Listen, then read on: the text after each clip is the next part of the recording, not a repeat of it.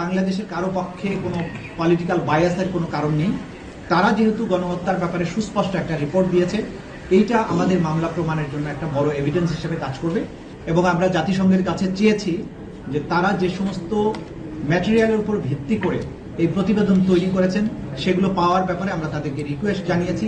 সেগুলো আমরা সংগ্রহের একটা প্রক্রিয়ার মধ্যে আছি। যতটুকু পাওয়া যাবে সেটাকে আমরা তদন্ত রিপোর্টের সাথে সংযুক্ত করব। এই কারণে আমরা 2 মাসের সময় চেয়েছিলাম। আদালত আগামী 20 এপ্রিল এই পরবর্তী তারিখ নির্ধারণ করেছেন। এই সময়ের মধ্যে তদন্ত রিপোর্ট যাতে পাওয়া যায় সেটার ব্যাপারে বলেছেন। আমরা বলেছি যে আশা করছি আমরা এর আগেই তদন্ত রিপোর্ট দাখিল করতে পারবো। আদালত যেটা বলেছেন যে তাড়াহুড়া করতে গিয়ে তদন্ত রিপোর্ট যাতে কোনো ত্রুটিপূর্ণ না হয় সে ব্যাপারেও খেয়াল রাখবেন। আমরা এটা কোর্টকে জানিয়েছি। মানবতা বিরোধী অপরাধ হচ্ছে বিশ্বের সবচাইতে বড় অপরাধ এবং এটার তদন্ত প্রক্রিয়া বিশ্বের সবচাইতে জটিল এবং কমপ্লেক্স। এই কারণে এটাকে যথাযথ প্রক্রিয়া অনুসরণ করে রিপোর্ট আমরা দেওয়ার চেষ্টা করছি।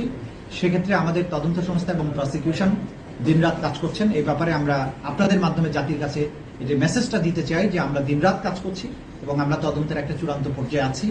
আশা করছি খুব সহসাই এই রিপোর্টগুলো আমাদের হাতে চলে আসবে।